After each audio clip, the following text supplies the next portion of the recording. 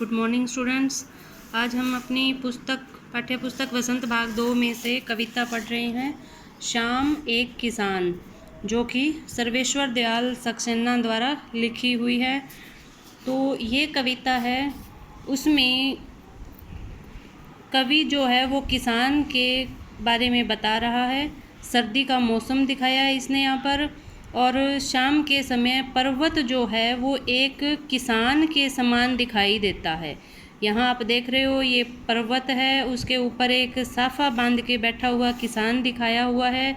यहाँ पास में से नदी बह रही है, सूरज भी दिख रहा है, ढलता हुआ सूरज दिखाया गया है।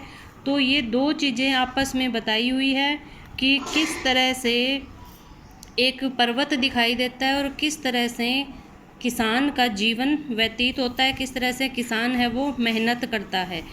तो उसके बाद हम शुरू करते हैं कविता को। आकाश का साफा बांधकर सूरज की चिलम खींचता।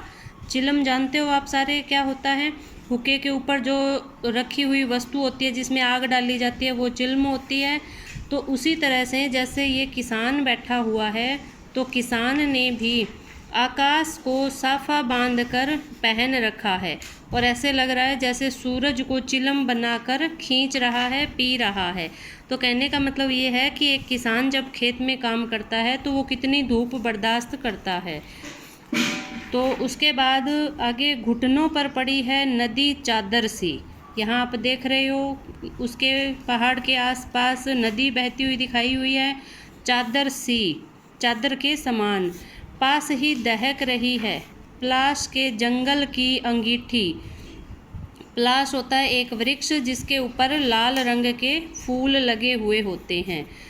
अंधकार दूर पूरव में सिमटा बैठा है भेड़ों के गल्ले सा। गल्ले सा होता है समूह, झुंड, दल कह सकते हैं इसको। तो ये कहता है अंधकार दूर पूरव में, पूर्व दिशा में अंधकार फैल गया है, क्योंकि आपको पता है कि सूरज है वो उगता पूर्व से है और छिपता पश्चिम में है। तो जब सूरज के छिपने की बात की जा रही है तो पश्चिम में तो सूरज फिर भी थोड़ा बहुत दिखाई दे रहा है, लेकिन पूर्व में अंधेरा होना शुरू हो गया है। तो वो अंधेरा किस तरह से दिखाई दे रहा है? जैसे कि बहुत सारी भेड़ें हैं वो समूह बनाकर बैठी हुई है। तो जंगल में जलती हुई अंगीठी के समान वो लाल रंग के फूल यहाँ पर दिखाई देते हैं, और अंधकार है वो भेड़ों के समूह जैसा दिखाई दे रहा है। उसके बाद अचानक बोला मोर। एकदम से मोर बोलता है, जैसे किसी ने आवाज़ दी, सुनते हो। चिलम औंधी, औंधी यानी उल्टी हुई, धुआं उठा, सूरज डूबा, अंधेरा छा गया। सबसे पहले आपको यहाँ पता होना चाहिए कि सूरज जब डूबता है यानी अस्त होता है तो अंधेरा छा जाता है। अब हम इसके बाद यहाँ देखते हैं शुरू से कि ये क्या कहना चाह रहा है। अचानक बोला मोर। कवि कहता है कि शाम का वातावरण है वो शांत होता है, मतलब चारों तरफ शांति सी होती है।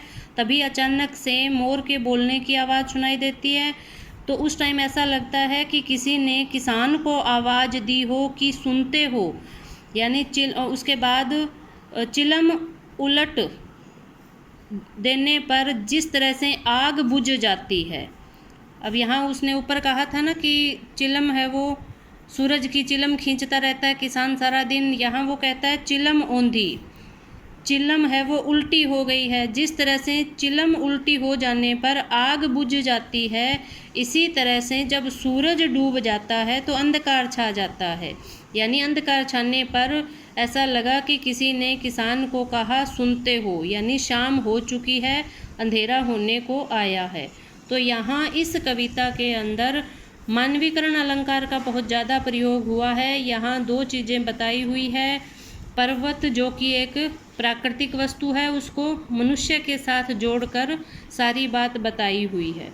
तो बच्चे, आपको ये कविता अच्छी तरह से समझ आ गई होगी। इसके बाद आपको प्रश्न उत्तर समझने में और इसकी प्रसंग व्याख्या करने में आसानी होगी। Thank you.